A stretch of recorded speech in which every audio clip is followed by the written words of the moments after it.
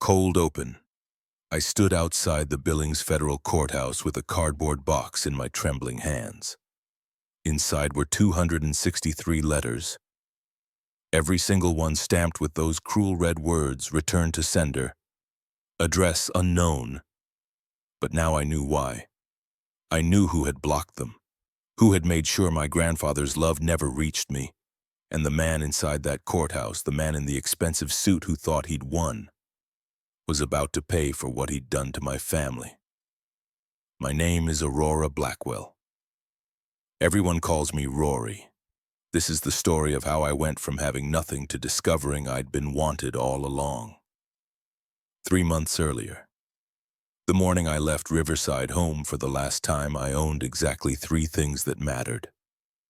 1 duffel bag stuffed with clothes that didn't quite fit, $142 in cash saved from 3 years of weekend work at a grocery store, and 1 brother. Finn stood in the doorway of the boys' wing watching me sign the discharge papers. He was 19 now, still had that nervous habit of running his hand through his dark hair when he was trying not to cry. I'd seen him do it 1,000 times over the 15 years we'd lived here. 15 years in the Oregon foster care system. 15 years of temporary homes and people who looked through us like we were ghosts. Mrs. Patterson, the social worker, slid the papers across her desk. Her office smelled like coffee and broken promises. Every kid who'd ever sat in this chair knew that smell. "You're 23 now, Aurora," she said. "You're free to go. Build your life." Free. The word felt strange on my tongue. I glanced back at Finn. He was trying to smile, trying to be strong for me, but I saw the fear in his eyes. The fear of being left behind. I'd made him a promise 2 years ago on his 17th birthday. We'd been sitting on the fire escape behind the kitchen sharing a stolen cupcake.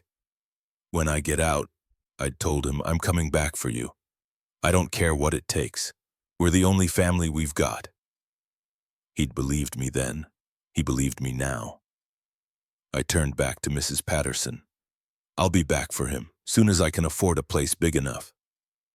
She gave me that look, the one social worker's perfect over years of watching kids make promises they can't keep.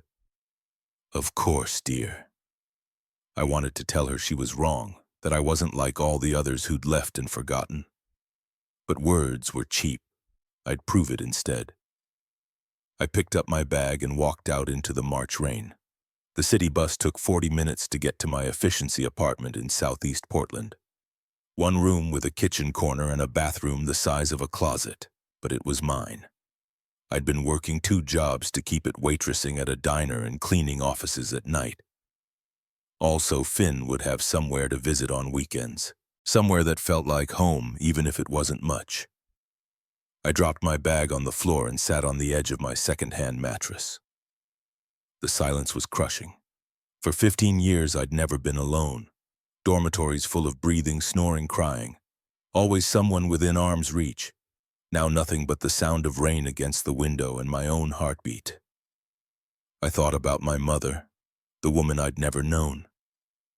Mrs. Patterson told me once that her name was Vivian, that she'd died when I was 4 years old. A car accident, they said.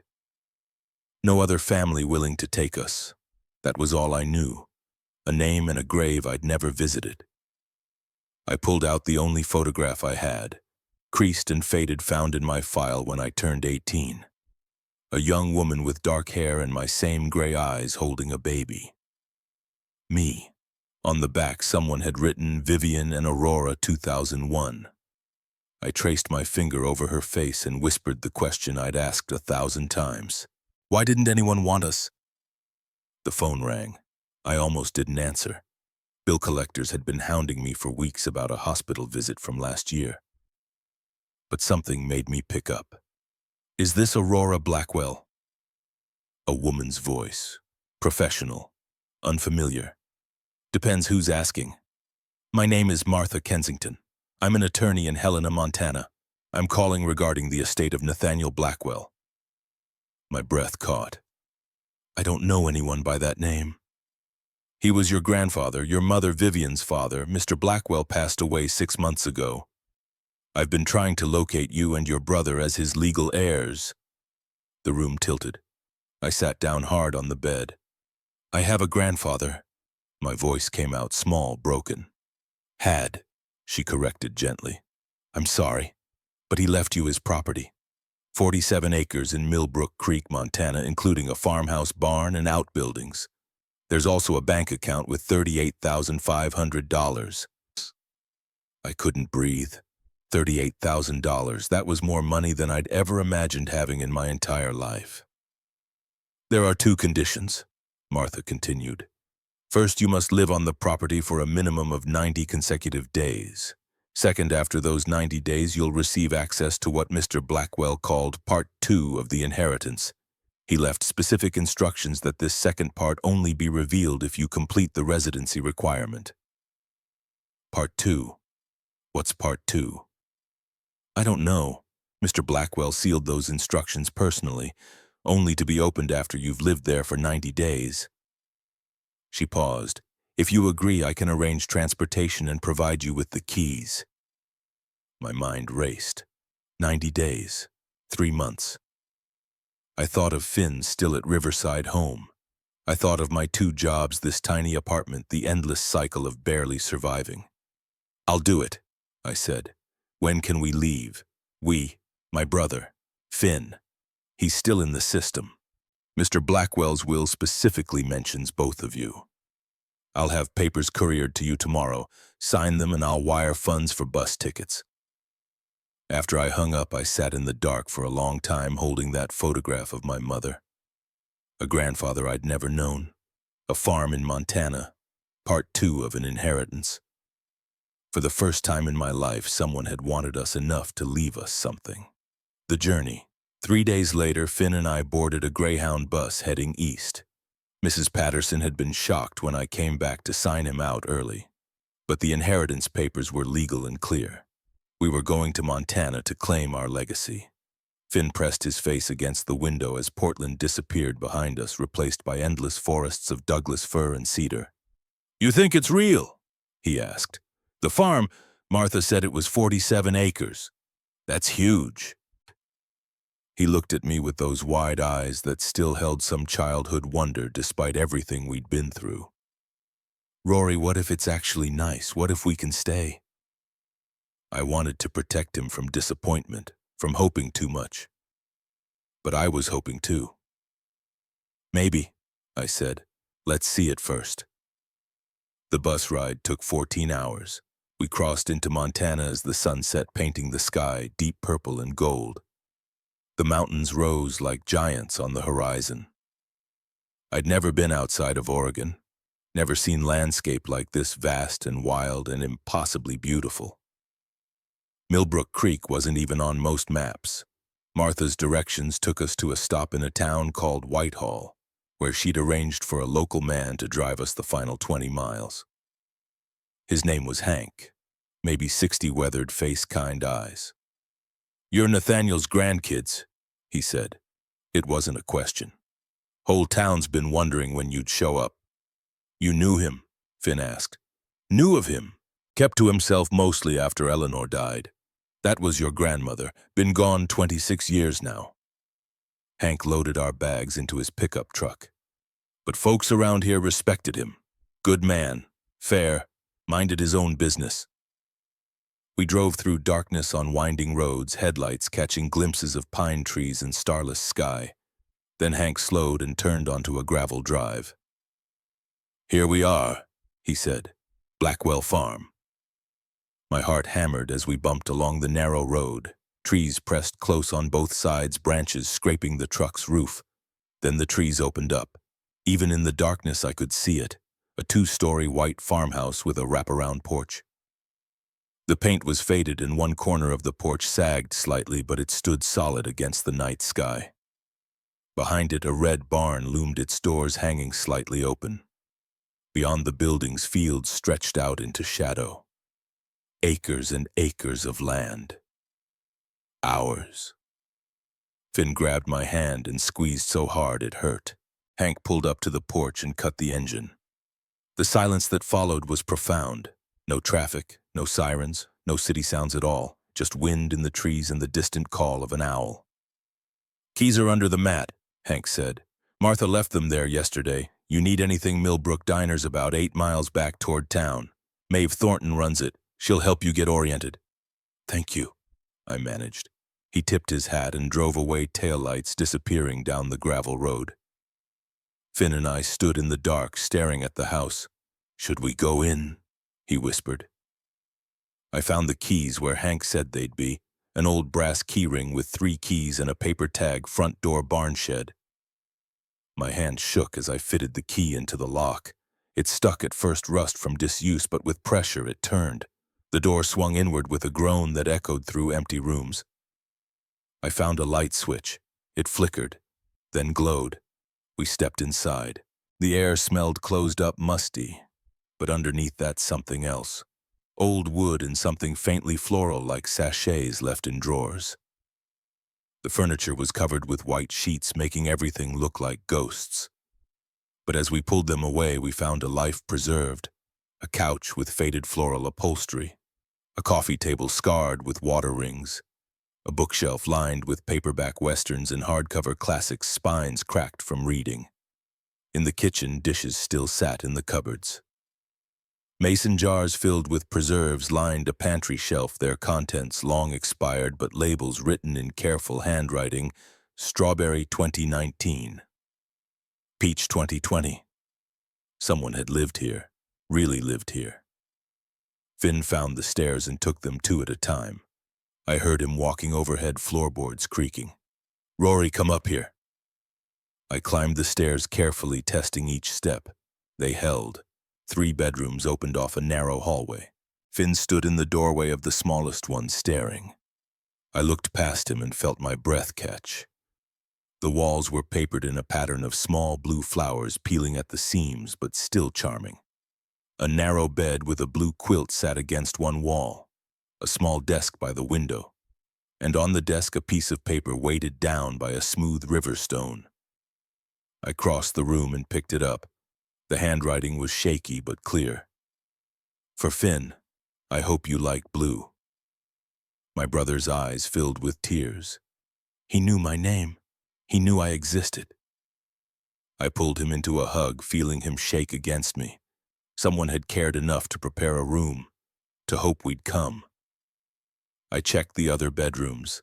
One clearly the master, with a large bed and windows overlooking what I assumed were the fields.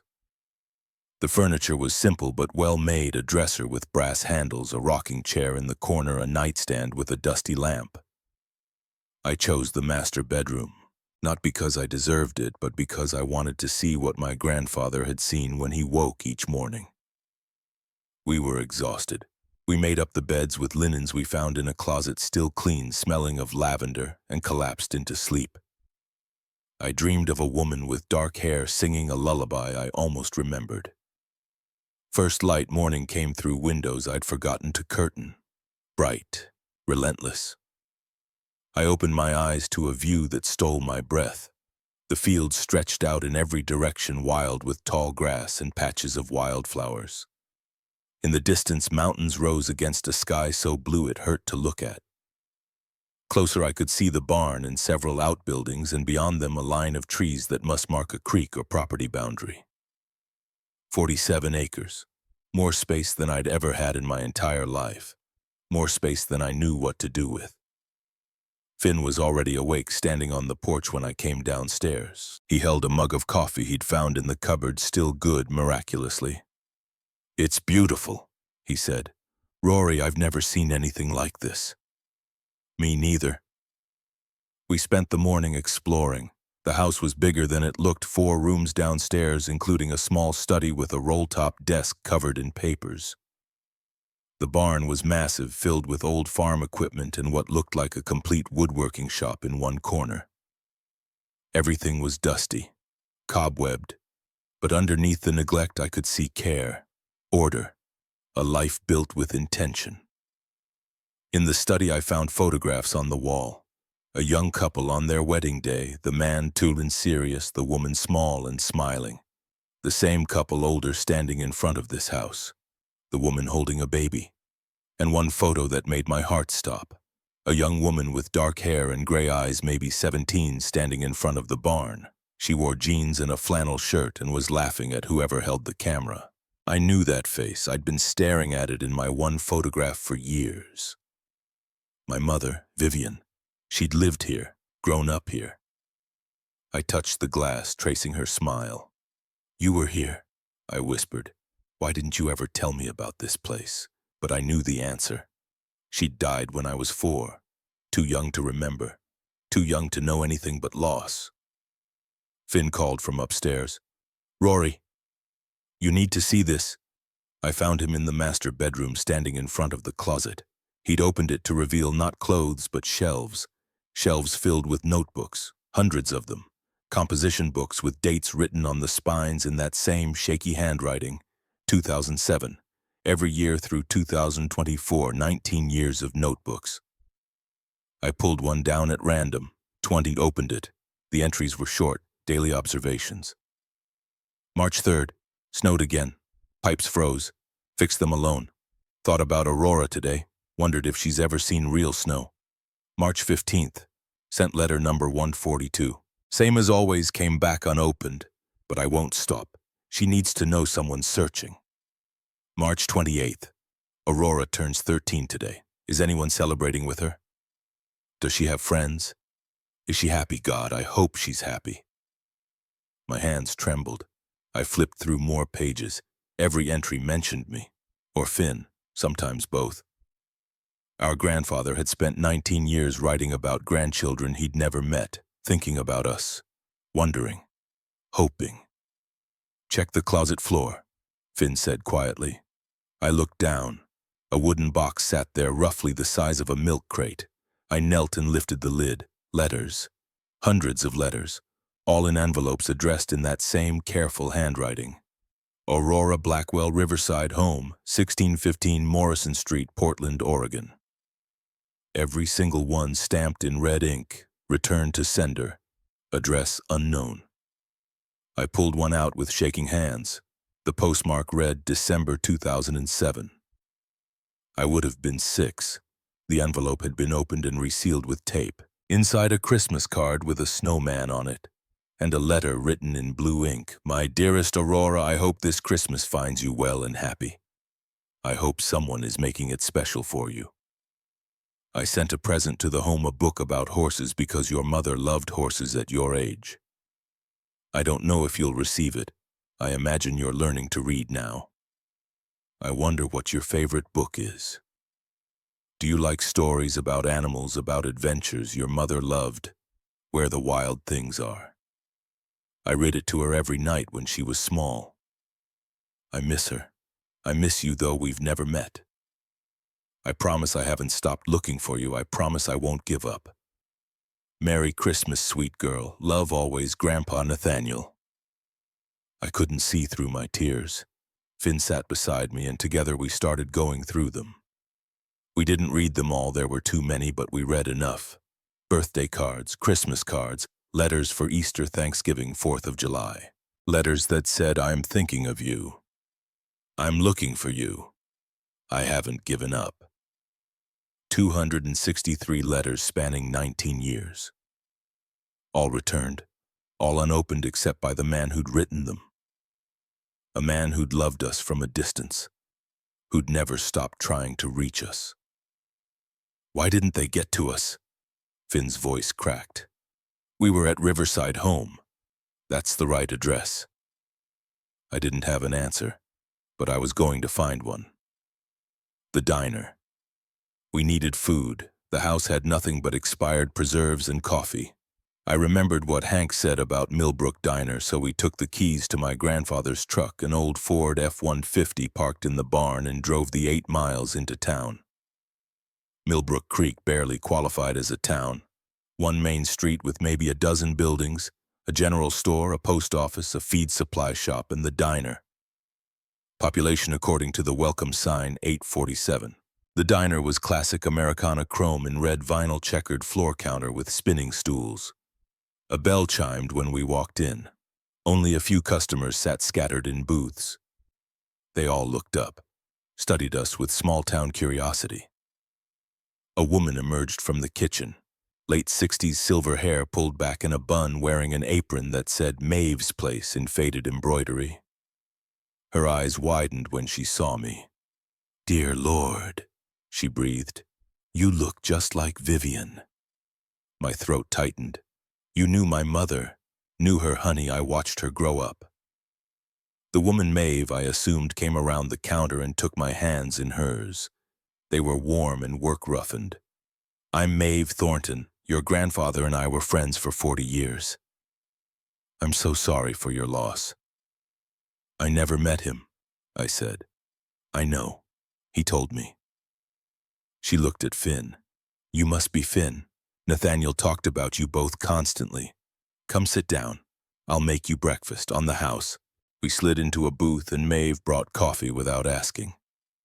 Real coffee, strong and hot, and exactly what I needed. She sat across from us, studying my face like she was seeing a ghost. "I can't believe how much you look like her," she said softly.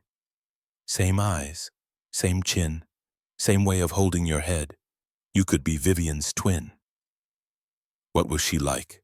I asked. "No one ever told us anything about her." Maeve smiled, sad and distant. "Vivian was bright, curious, stubborn as a mule when she wanted to be. Nathaniel adored her, but they butted heads constantly when she hit her teens. She wanted to leave Montana, see the world. He wanted her to stay, take over the farm eventually." She paused, her smile fading. "They had a terrible fight when she was 17. She left, never came back." "What did they fight about?" Maeve hesitated, choosing her words carefully. "That's not entirely my story to tell, honey. But I will say this, Nathaniel regretted it every day for the rest of his life. He tried to find her, to apologize, to make things right. By the time he tracked her down..." She trailed off. "She was already dead," I finished. "We know. Car accident, 2005. Something flickered across Maeve's face. Doubt, fear, anger. It vanished too quickly to name. "Yes," she said carefully. "A car accident. October 2005. Nathaniel was destroyed when he found out. Then he learned she'd had children. You two. He searched for years after that." "We found the letters," Finn said quietly. "All of them. Every single one came back." Maeve's expression hardened into something cold and furious. "That's what broke him in the end. He hired private investigators, spent thousands, tens of thousands trying to locate you. But your records were sealed, every avenue blocked by someone. Sealed by who?" "He never found out for certain. Someone with authority. The investigators said there was a court order. Nathaniel tried everything, lawyers, judges, filing motions with the state. Hit walls everywhere he turned." She gripped her coffee mug so tight her knuckles went white. "He only found you 4 months ago. 4 months before he died." I felt like I'd been punched in the chest. "He found us 4 months before?" "Yes. He was already dying. Stage 4 cancer.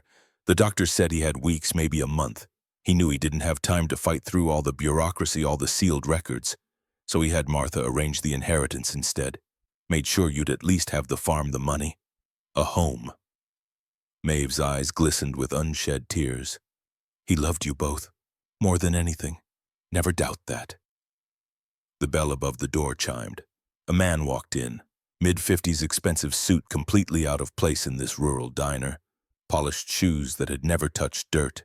Leather briefcase that probably cost more than my entire wardrobe. He saw us and stopped. Something passed over his face. Recognition, calculation. "Aurora Blackwell," he said. Every survival instinct I'd honed in 15 years of foster care started screaming. "Who's asking?" "Silas Hartford. I'm an attorney representing certain parties with a legal interest in the Blackwell property." He approached our booth with the easy confidence of someone used to getting what he wants. "I'd like to discuss a business proposition with you." "We're eating," I said flatly. "This will only take a moment." He pulled papers from his briefcase and laid them on the table like he owned the place. "I'm prepared to offer you $190,000 for the farm. Cash. We could close within a week." I stared at him. It's not for sale. The property is assessed at approximately $340,000, I understand. But you need to consider your situation carefully. Two young people with no farming experience, no income, significant property taxes due in 30 days. My offer is generous under the circumstances. We're not interested. Silas Hartford smiled. It was the smile of a shark that spotted blood in the water. Perhaps you should examine these documents first. They indicate that your grandfather borrowed $165,000 in 2019, using the property as collateral. The loan is now in default. Unless you can pay the full amount within 30 days, the bank will foreclose you. My clients are offering to purchase the property and settle the debt for you. My blood went cold. I don't believe you. The papers are all here. Notarized, completely legal. I'm trying to help you avoid losing everything, Miss Blackwell. He slid a business card across the table. Think it over carefully. You have 29 days left. After that, you'll lose the farm anyway and receive nothing. He left as smoothly as he'd arrived, the bell chiming cheerfully behind him. Maeve snatched up the papers and scanned them, her face darkening with each line she read. This is complete bullshit. Nathaniel would never borrow money. Never. He lived on practically nothing for 20 years, saving every penny to find you kids. You're sure? I watched him live in that farmhouse with heat turned down to 50 degrees in winter to save on propane. Watched him wear the same 3 shirts for a decade. Every extra dollar went to private investigators. She slammed the papers down. These documents are fake. Then why would this guy risk showing them to us? Maeve met my eyes and I saw real fear there. Because he wants that land badly enough to commit fraud, and he's betting you're too young and too scared to fight back. I thought of Finn, of the room prepared for him with blue-flowered wallpaper, of 263 letters written by a man who never gave up. He's wrong, I said quietly. The voice from below. We drove back to the farm with groceries and a growing sense that we'd stumbled into something dangerous. Silas Hartford's visit felt like a threat wrapped in legal language. Why would someone forge loan documents? What made this land so valuable? Finn and I spent the afternoon exploring more of the property. The barn held old tractors, rusted equipment, and in the back corner that woodworking shop we'd noticed before. I ran my hand over the workbench. Tools hung on pegboard walls, saws, planes, chisels, all organized with meticulous care. Half-finished projects sat on sawhorses, a rocking chair that needed sanding and staining, a bookshelf missing its back panel, a beautiful desk with intricate joinery work. Someone was working on these recently, Finn said, examining the desk. There's barely any dust on the tools. He was right. The rest of the barn was covered in years of grime, but the workshop looked like someone had walked away mid-project just weeks ago. I picked up a piece of paper pinned to the wall above the desk, a design drawing detailed and precise. At the bottom, in that familiar shaky handwriting, for Aurora when she comes home. This desk with its delicate inlays and careful dovetail joints had been meant for me. A gift from a grandfather I'd never meet. My vision blurred. Rory! Finn's voice from across the barn, tight, scared. Do you hear that? I listened hard, faint, from beneath us. Voices. Someone was talking in the basement. We stared at each other, frozen. This house had been empty for 6 months. No one should be here. My mind raced through possibilities, squatters, homeless people taking shelter, or something worse. Should we call the police? Finn whispered.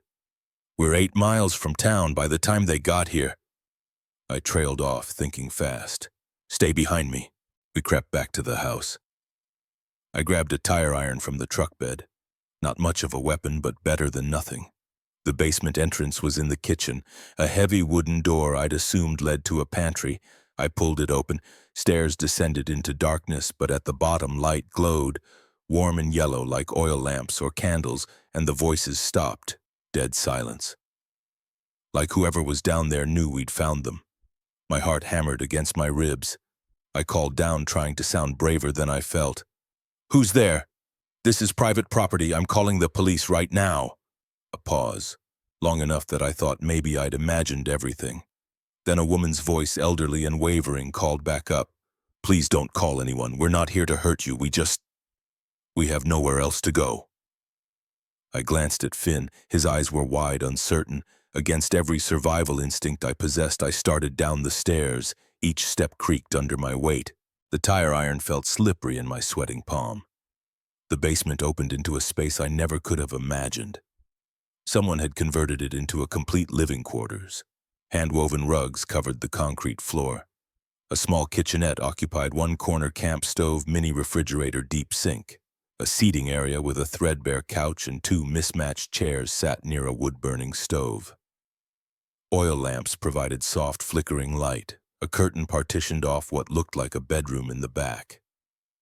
And standing in the middle of it all were two elderly people. The woman was maybe 78, rail-thin, with white hair pulled into a careful bun. She wore a faded cardigan over a house dress and slippers. Her eyes held both fear and something that looked almost like relief. The man was older, 80, maybe more, frail, leaning heavily on a wooden cane. His hands had the telltale tremor of Parkinson's disease. Neither looked dangerous. They looked exhausted, worn down by life. "Who are you?" I managed, lowering the tire iron slightly. "What are you doing in my grandfather's basement?" The woman twisted her hands together anxiously. "My name is Delilah Whitmore. This is my husband, Clarence. We've been living here for 3 years with Nathaniel's permission." "Permission?" The word came out sharper than I intended. "He knew you were down here."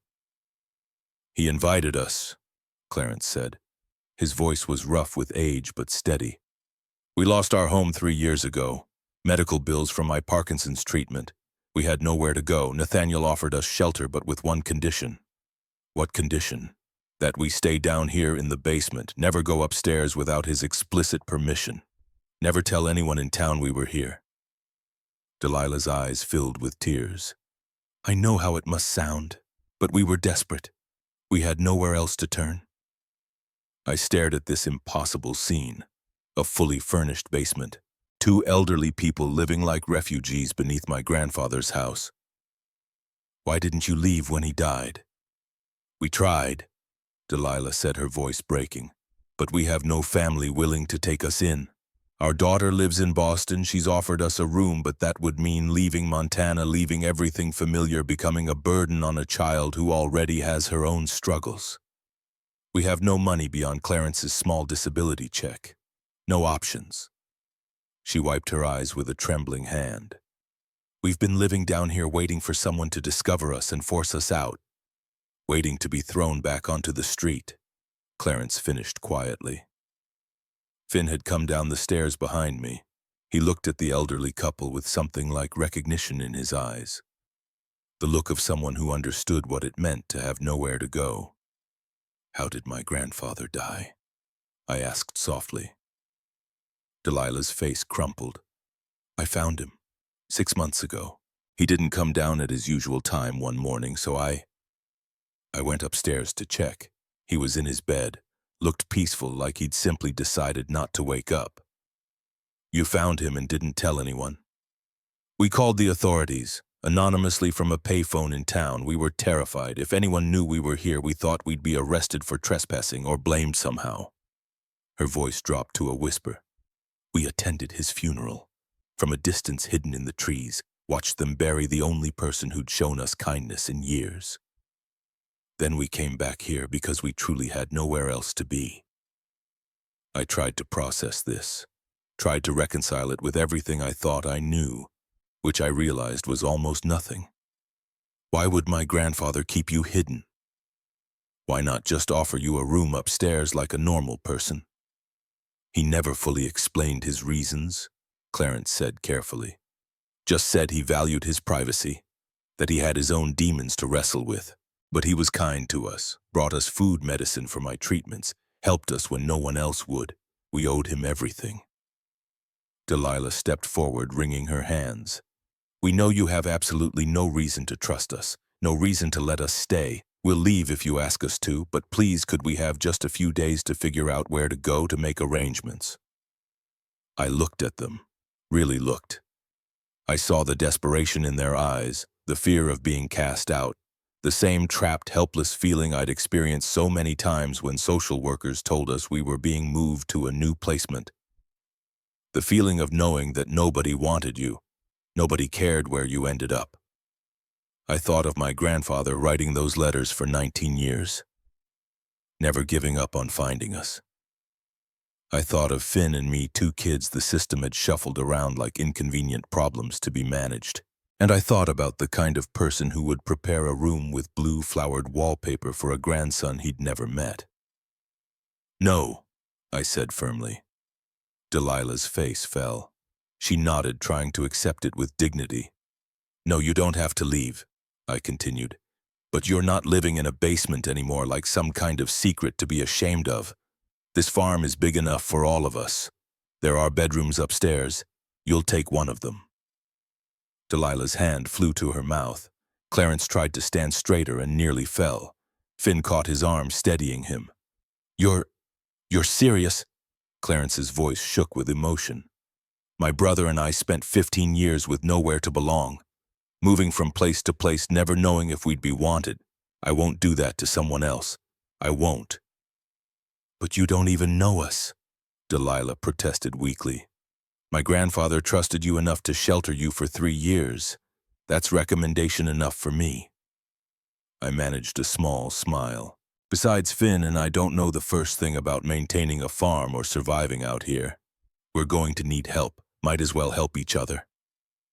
Tears rolled down Delilah's weathered cheeks. She covered her face with her hands, shoulders shaking. Clarence's eyes glistened as he looked at me. "You have your grandfather's heart. He would be so proud of you." We helped them move upstairs that evening. They didn't have much, some clothes, a few precious personal items, photographs of their daughter and grandchildren who rarely visited. Clarence moved slowly, the Parkinsons making each step a challenge. But when we got him settled in the bedroom next to Finn's, a real bedroom with windows and natural light streaming in, he sat on the edge of the bed and wept openly. "I never thought I'd sleep above ground again," he said through his tears. "Never thought I'd see daylight from my bed."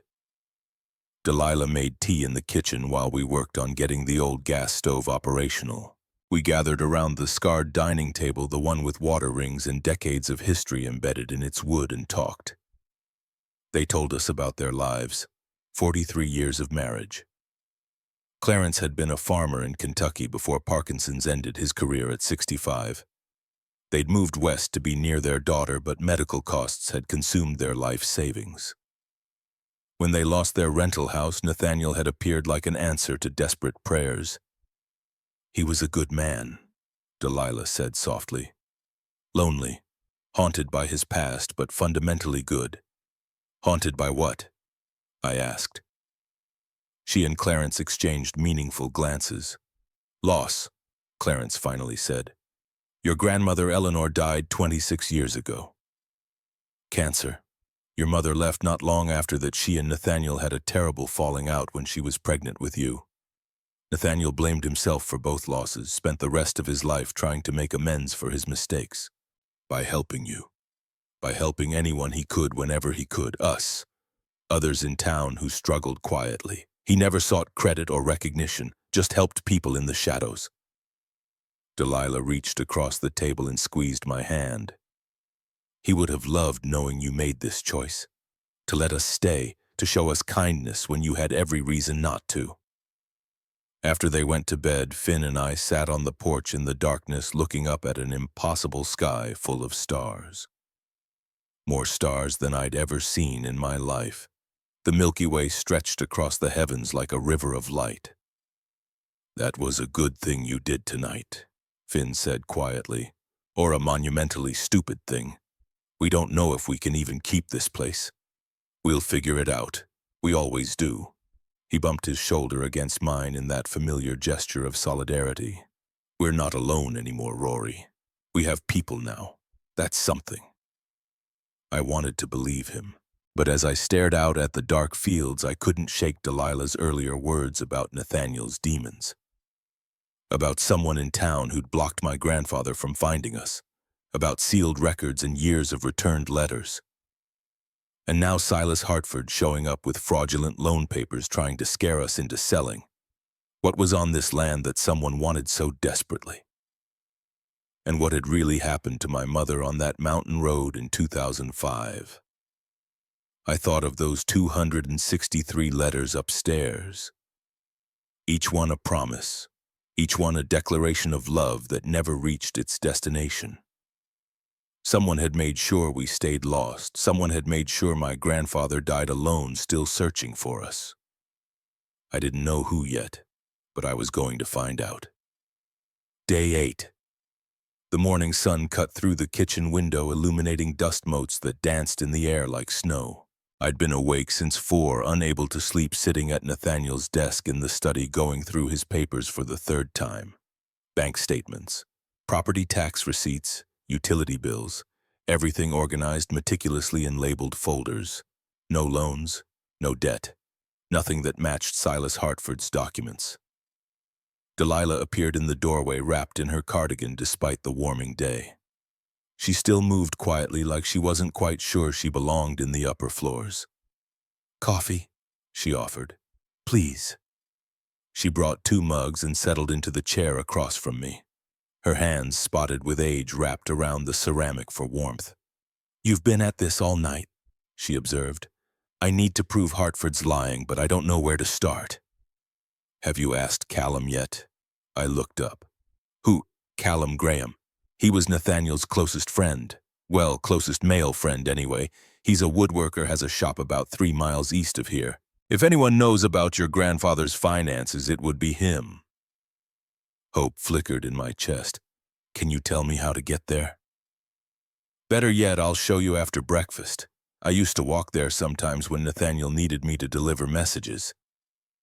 Finn stumbled into the kitchen an hour later, hair sticking up in every direction, still wearing the flannel pajamas we'd found in a closet. They'd probably been Nathaniel's once. "What's the plan today?" he asked through a yawn. "I'm going to talk to someone who knew grandfather. You should stay here with Clarence." "I can help. I need you here," I said firmly. "In case Hartford comes back, don't let him in. Don't sign anything. Just call me immediately." Finn nodded, understanding the real message. I didn't want him anywhere near this if it got dangerous. Delilah and I took Nathaniel's truck. She directed me down gravel roads that wound through dense pine forests and across creeks still running high with snowmelt from the mountains. Callum Graham's property appeared through the trees, a well-maintained log cabin with smoke curling from the chimney and a workshop that looked twice the size of the house itself. A man emerged as we pulled up. Late 50s, broad-shouldered, despite his age, with silver-streaked hair pulled back in a ponytail and sawdust coating his flannel shirt. His hands were scarred and capable-looking, the hands of someone who'd worked with them for decades. He saw me and stopped dead in his tracks. "Jesus Christ," he breathed. "You're Vivian's daughter." "Rory," I said, extending my hand. His grip was firm and calloused. "Callum Graham. Your grandfather was one of my best friends for over 30 years. I'm sorry I didn't make it out to meet you sooner. Been working on a commission deadline, kind of lost track of the days." He looked at Delilah with obvious fondness. "She knows about us living in the basement, yes? She moved us upstairs?" Something shifted in Callum's expression. Approval, maybe, or relief. "That's good. That's real good." He gestured toward the workshop. "Come on inside. I'll put on fresh coffee and you can tell me what brings you out here." The workshop smelled wonderfully of cedar and varnish and fresh-cut wood. Completed furniture pieces lined the walls, tables, chairs. Cabinets all crafted with obvious skill and attention to detail. In the center, a massive workbench held a half-finished rocking chair that looked like it was being carved from a single piece of wood. Callum poured coffee from a battered thermos into chipped mugs. "So, what do you need to know?" I told him about Silas Hartford, the loan documents claiming Nathaniel owed $165,000, the threat of foreclosure. Callum's jaw tightened with each word. By the time I finished, his knuckles were white around his coffee mug. "That son of a bitch," he said quietly with real venom. "Nathaniel didn't owe anyone a single penny. Not one red cent. He lived on next to nothing for 20 years, saving every dollar he could spare to hire investigators to find you kids. That's what I thought. But how do I prove it? Nathaniel kept copies of everything financial. If there was a loan, there'd be records somewhere. You find anything in his files? Nothing. That's the problem. Hartford has official-looking documents with notary seals and everything. I have nothing to counter them with. Callum set down his coffee and stood abruptly. Wait here. He disappeared into a back room and returned a moment later carrying a wooden box similar to the one that had held all those letters. Nathaniel gave this to me about a year ago, he said, setting it on the workbench. He said if anything happened to him and his grandkids showed up asking questions, I should give it to them. Guess he knew Hartford wouldn't give up easily. My hands shook as I lifted the lid. Inside were manila folders, dozens of them, all carefully labeled. I pulled out the first one. Private investigator reports dated 2006 through 2024. 52 reports total, documenting every attempt to locate me and Finn over 18 years. Each one ended the same way. Records sealed by court order, unable to proceed without judicial authorization. The second folder held photographs, black and white surveillance photos. Silas Hartford meeting with a man in judicial robes outside a courthouse. The same man accepting a thick envelope from Hartford at a restaurant booth. The same man at a construction site shaking hands with men in hard hats and suits. Notes in Nathaniel's distinctive handwriting. Judge Wesley Montgomery. He sealed the records. But why? What's his connection to Hartford? The third folder made my blood run cold. Newspaper clippings. October 2005. Local woman dies in single car accident. A grainy photo of a crumpled vehicle at the bottom of a steep ravine, rescue workers surrounding it. The caption underneath, Vivian Blackwell, 23, killed when her car left Route 287 near Millbrook Creek. Authorities report brake failure as cause of accident. My mother. I'd known she died in a car accident, but I'd never seen this. Never knew it happened here so close to this town. Never knew about the brake failure. Callum's voice came from far away. Nathaniel never believed it was an accident. I looked up sharply. What? Vivian came home in October 2005. First time in 6 years. She and Nathaniel had a huge fight back when she was 17. She got pregnant with you, wanted to keep the baby, and he reacted badly, said terrible things he didn't mean. She left and he was too proud and stubborn to reach out and apologize. Callum's face was grim. But in 2005, she contacted him out of the blue. Said she wanted to come home, wanted him to meet you and your brother. She was driving up from Portland when her car went off the road on that mountain curve. The brakes failed. That's what the official report said, but Vivian was careful about car maintenance, paranoid about it actually. She'd just had the whole car serviced 2 weeks before, new brakes included, and the timing of it all. He trailed off significantly. What timing? Callum pulled out another folder. Land survey maps, geological reports, chemical analyses with results highlighted in yellow. 2 months before Vivian died, she was working as a county records clerk in Portland. Part of her job was processing land survey requests and geological reports. She processed one for this area for your grandfather's property specifically. Found something very interesting buried in the public records. He spread out a geological survey map on the workbench. This property, your grandfather's 47 acres, sits directly on top of a rare earth mineral deposit. Neodymium and dysprosium mostly, essential for electronics, electric vehicle batteries, renewable energy technology. The survey estimated the extractable value at the time as $800,000. Today, probably over $2 million. My stomach dropped. She told someone about this. She told Nathaniel, warned him that a mining company called Blackstone Industries had been quietly buying up land in this area through shell corporations.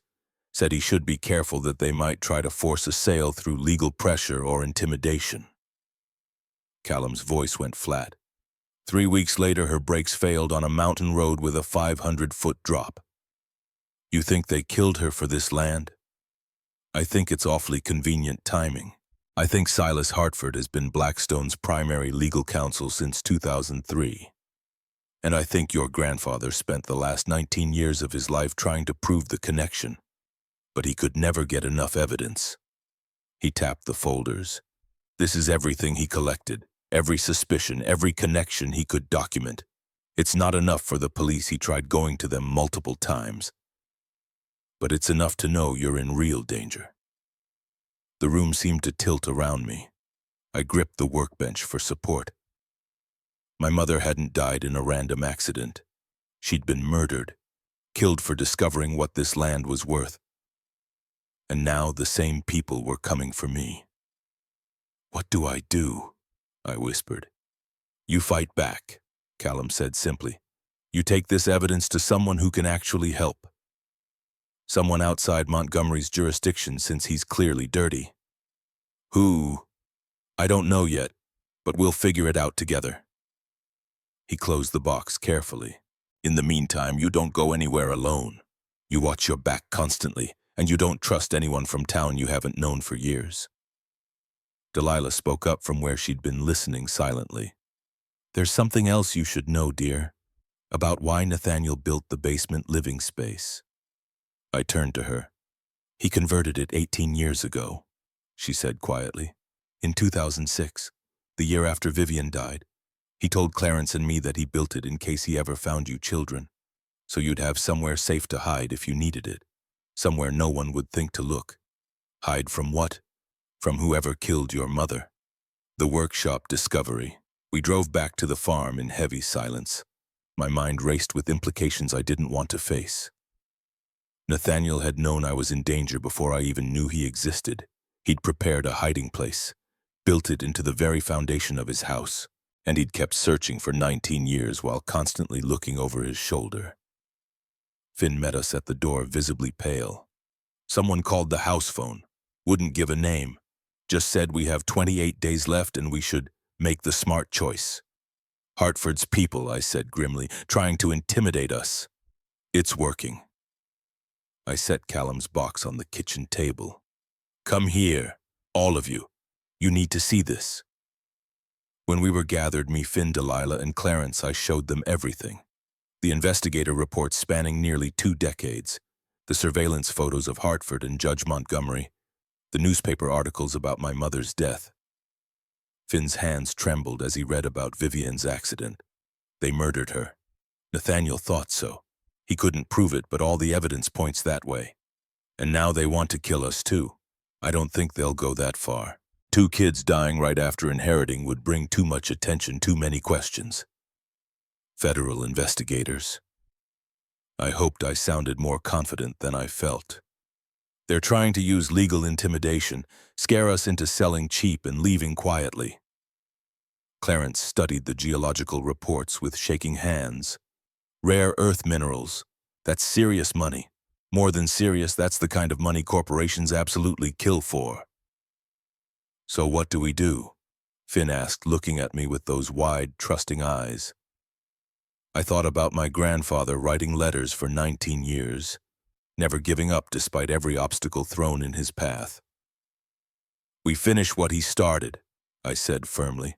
We prove Hartford is corrupt, we find out exactly who sealed our records and why, and we make damn sure my mother's death wasn't for nothing. How? Delilah asked gently. I don't know yet, but I'm not selling this land, I'm not running away. I looked at each of them in turn. If any of you want to leave, I'll understand completely. This isn't your fight. Clarence straightened as much as his Parkinson's allowed. We're staying. Nathaniel gave us shelter and dignity when no one else would. We owe him our loyalty. And we owe you, Delilah added, squeezing my hand. You gave us back our humanity. We're not abandoning you now. Finn didn't even need to speak. His expression said everything. Okay then, I said. We need to be smart about this. We need evidence the police can't possibly ignore, and we need to understand exactly what we're dealing with. I spent the rest of the afternoon in the barn workshop examining Nathaniel's unfinished projects with new eyes. The rocking chair still needing final sanding and finishing. The bookshelf missing only its back panel. The beautiful desk with intricate inlay work, the one meant for me. Clarence appeared in the doorway, moving slowly with his cane. "I can help with those if you'd like." "You knew my grandfather well. For 3 years anyway. He taught me woodworking to help pass the time and keep my hands busy despite the tremors. I wasn't always this shaky." He held up his hands ruefully. "But I can still do finishing work, sanding, staining, assembly. The detail work that doesn't require as much hand steadiness." "Why would you want to spend time on this?" "Because I'm 80 years old and I've spent the last 3 years feeling completely useless. Let me help, Rory, please. Let me contribute something meaningful." I understood that desperation intimately. The need to matter, to be more than a burden. "Okay," I said. "Teach me what you know." Over the next several hours, Clarence showed me how to read wood grain properly, how to sand with the pattern instead of against it, how to apply stain evenly without leaving lap marks. His hands shook constantly, but his knowledge was solid and deep. "Nathaniel was a true master craftsman," he said, running his palm reverently over the desk. "This joinery work, you don't see quality like this anymore. Pure mortise and tenon construction. No screws, no nails. Just wood fitting together so perfectly it becomes one piece. How long does something like this take to make? Months of work. Years if you count the time for the wood to properly dry and season." He smiled sadly. "He started this particular piece when he first found out you existed. Worked on it whenever he had free time between searching for you. Wanted it to be absolutely perfect for his granddaughter." I traced the intricate inlay pattern with my fingertips. Cherry wood set into walnut in a design that looked like wind-blown leaves. My grandfather had spent years creating something beautiful for a granddaughter he'd never met. Never even seen a photograph of. The weight of that devotion crushed my chest. "He loved you," Clarence said quietly, reading my expression. "Don't ever doubt that for a second." That evening, the 4 of us ate dinner together at the old scarred table. Delilah had made beef stew from the groceries we'd bought, simple, hearty, filling in a way that felt like comfort. It felt like family, like home. Finn told a story about something funny that happened at the group home when he was 12. Delilah shared memories of her daughter's childhood, her voice wistful. Clarence complained good-naturedly about his medication side effects. Normal conversation, domestic and safe and warm. I wanted desperately to believe it could last. But I kept thinking about my mother's car at the bottom of that ravine, about brake lines that had been serviced 2 weeks before they failed. Day 14, the property tax bill sat on the desk like a ticking time bomb, due in 16 days, $2,340. We had Nathaniel's savings, $38,500. But Clarence's medication cost $940 every month. Utilities, food, gas for the truck, it all added up faster than I'd imagined. I'd been working with Clarence's guidance to finish the rocking chair. We'd completed all the sanding and applied 2 coats of stain. It was genuinely beautiful walnut with cherry accents, smooth curves, joints so tight you couldn't slide paper between them. "We could sell this," Clarence suggested, admiring our work. "Furniture like this, truly handmade with this level of craftsmanship, it's worth real money to the right buyer." "How much do you think?" $300 minimum, maybe $400 if we find the right shop or customer. Not enough for the tax bill, but a meaningful start. Delilah had been researching online using the library's Wi-Fi. "There's a high-end furniture consignment shop in Helena called Timber and Grace. They specialize in selling handcrafted pieces, artisan work. Helena's 90 miles away." "I'll drive," Finn volunteered immediately. "I've got my license now." We loaded the rocking chair carefully into the truck bed, wrapped in old blankets for protection. Finn and I made the drive together, windows down, radio playing country stations that faded in and out as we wound through the mountains. Timber and Grace occupied a beautifully renovated brick warehouse in Helena's historic district. Inside it smelled like expensive wood and furniture polish. Pieces were displayed almost like fine art, tables, chairs, cabinets, all with price tags that made my eyes water. A woman approached us. Mid-40s, stylish glasses, sharp appraising eyes that missed nothing. "Can I help you?" "We'd like to sell this on consignment." I gestured toward the truck visible through the large front windows. She looked skeptical until she actually saw the rocking chair. Then her entire expression changed, sharpening with professional interest. "Who made this piece?" "My grandfather, Nathaniel Blackwell. We're finishing his last projects." "Blackwell." She circled the chair, slowly examining every joint, every curve, running her fingers along the wood grain. "I knew Nathaniel. He used to bring pieces here maybe 10 years ago. Beautiful work always. Is he making furniture again?" "He passed away 6 months ago. My brother and I are completing what he left unfinished." Her face softened with genuine sympathy. "I'm so sorry for your loss. He was incredibly talented, a true craftsman in an age of mass production." She ran her hand appreciatively over the armrest. "I'll take this on consignment at a 60-40 split. You get 60% of the final sale price. I'll price it at $425. More than Clarence had estimated. Relief flooded through me like warm water. "That's acceptable. Thank you." She wrote up the paperwork efficiently. "If you have more pieces to finish, please bring them. Blackwell Furniture sells well here. People recognize genuine quality when they see it." On the drive back, Finn was almost jubilant. $425 if we finish the bookshelf and that desk. "It still won't be enough," I said, hating to dampen his enthusiasm. "Not for the tax bill and everything else we need." His mood dimmed visibly. "So what do? We keep working, keep fighting. Something will break our way eventually." I wanted to believe my own words, but I kept thinking about Hartford's deadline. 27 days remaining and counting down. Day 17. The phone rang at 6 in the morning, jolting me from uneasy sleep. Unknown number displayed on the screen. I answered cautiously. "Hello." Heavy breathing on the other end. Then a voice mechanically distorted, almost robotic. "You should have taken the offer when you had the chance. Now it's too late for the easy way." "Who is this?" The line went dead. My hands shook as I set the phone down on the nightstand. Finn appeared in my doorway, hair disheveled from sleep. "Who was calling this early? Wrong number." I lied, not wanting to worry him further. But I knew better.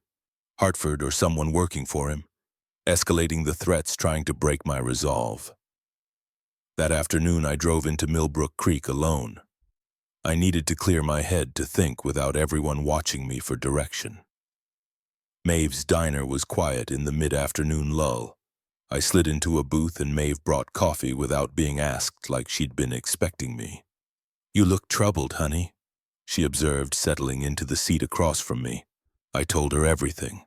About the early morning phone call with the distorted voice, about Hartford's increasing pressure, about all the evidence we'd discovered connecting him to Judge Montgomery and the mineral rights. Her face hardened with each revelation.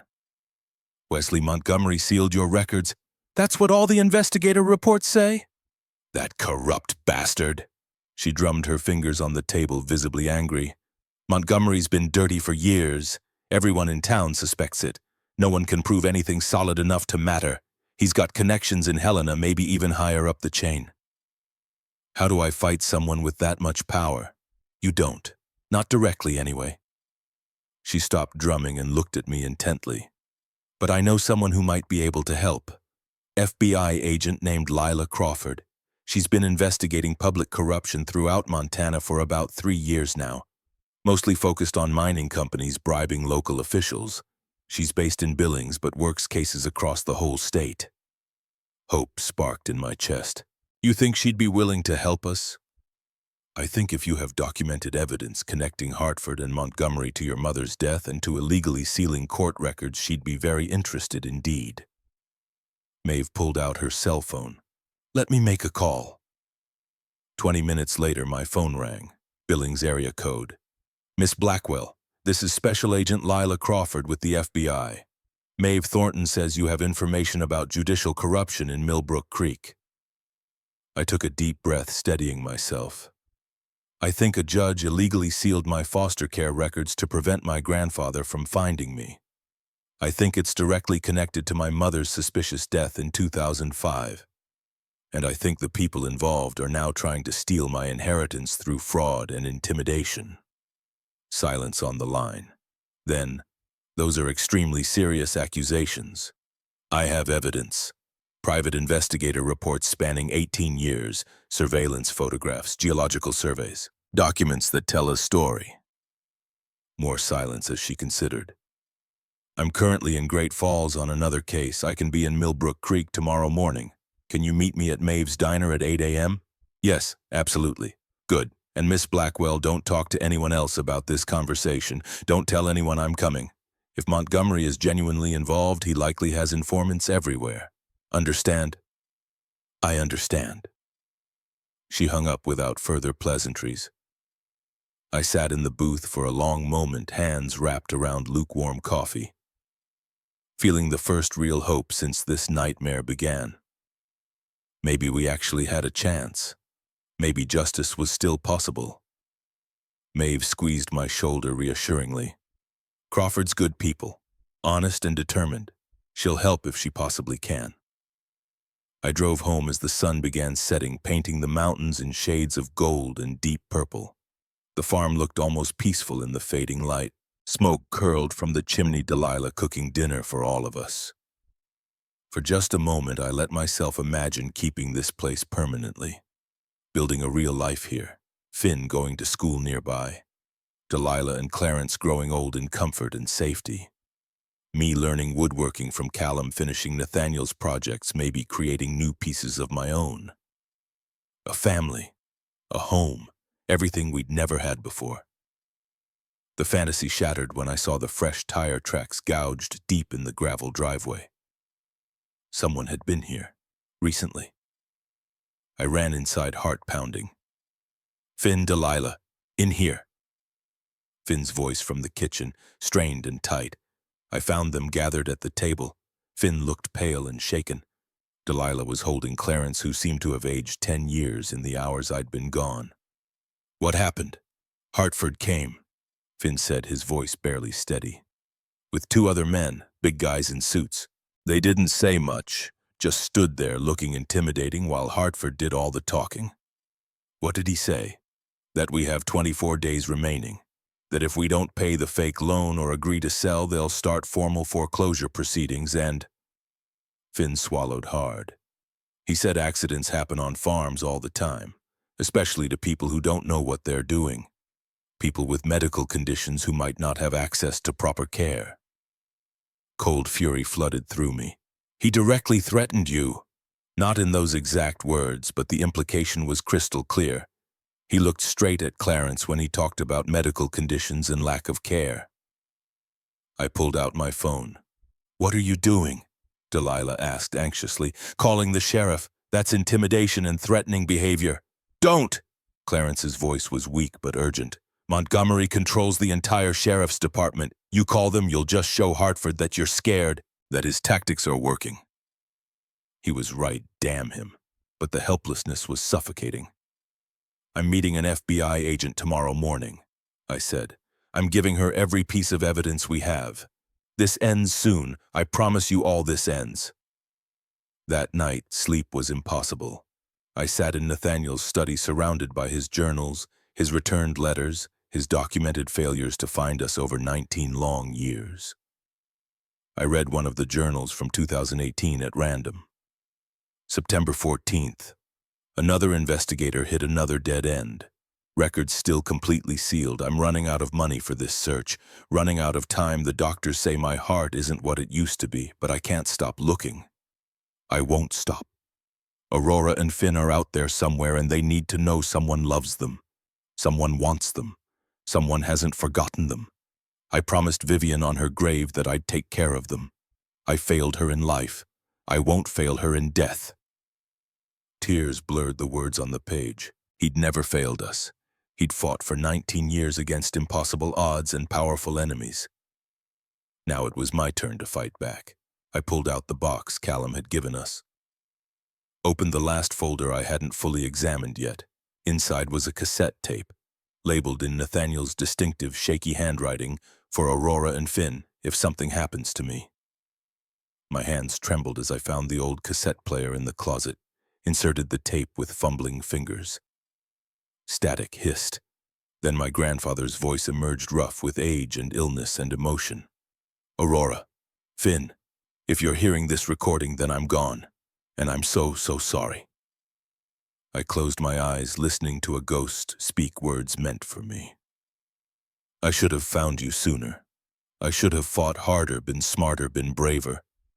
But I was blocked at every turn by people with power and resources I couldn't match. His breathing was labored, clearly sick when he recorded this. I need you both to know the truth about your mother. Vivian didn't die in a random accident. I believe with everything in me that she was murdered.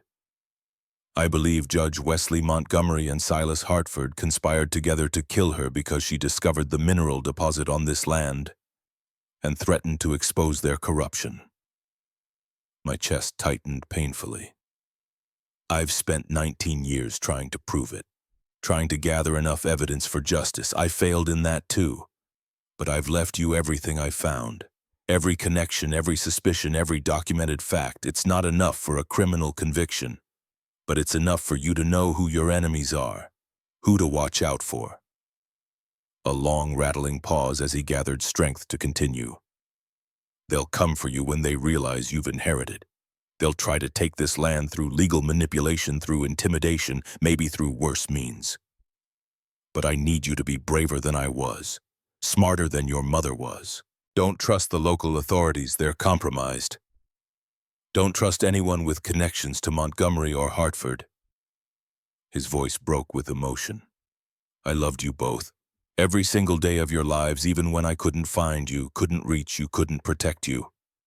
I wrote you letters because I needed you to know that fundamental truth. Needed you to understand that you weren't unwanted or forgotten.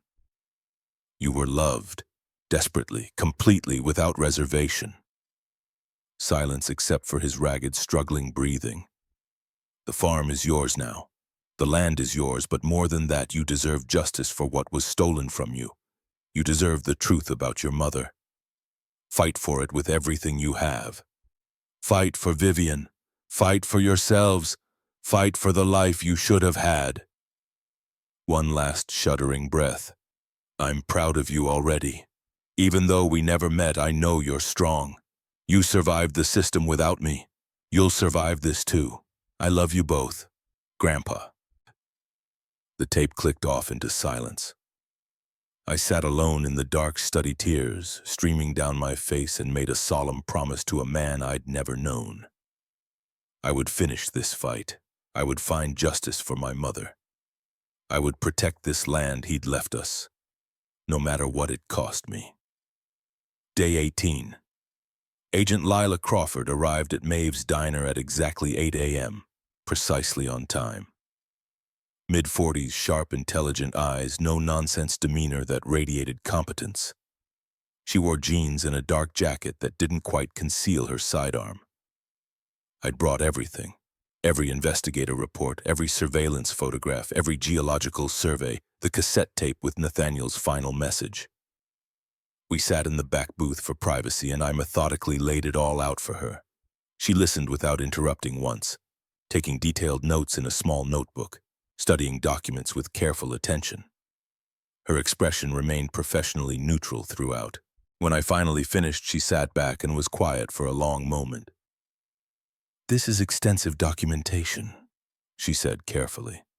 "But you need to understand most of this is circumstantial evidence. Photographs of Montgomery meeting with Hartford aren't direct proof of criminal conspiracy. Your grandfather's suspicions and theories, however well-founded, aren't admissible evidence in court." My heart sank. "So you can't help us?" "I didn't say that." She tapped the geological report thoughtfully. "I've been building a federal case against a mining consortium called Blackstone Industries for 2 years now. They've been systematically buying up land throughout Montana using shell companies' bribery and systematic intimidation.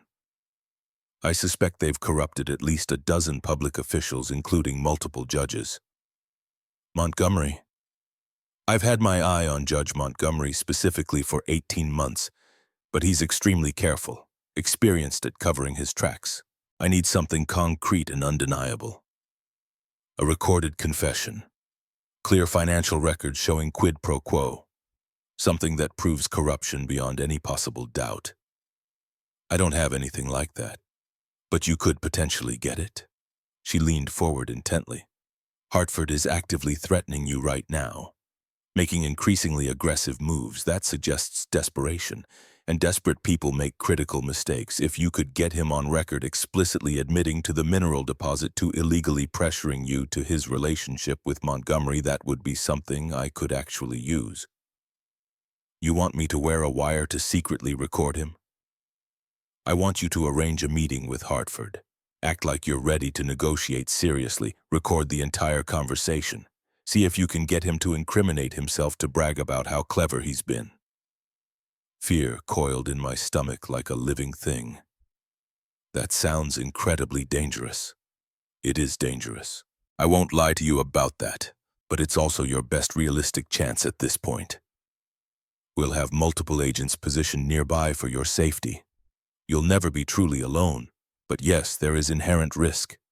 And if it actually works, if he admits to everything, if he confesses to fraud, to conspiracy, to knowledge of the mineral rights situation, to working with Montgomery, I can get warrants immediately. We can crack this entire operation wide open. Potentially find out what really happened to your mother back in 2005. I thought about Nathaniel's voice on that cassette tape, weak and dying, but still fighting. Fight for your mother. Fight for yourselves. Okay, I said, my voice steadier than I felt. I'll do it. Tell me exactly what you need. Crawford smiled grimly. Call Hartford this afternoon. Tell him you're ready to discuss terms for selling. Set up a meeting at your farm for tomorrow afternoon.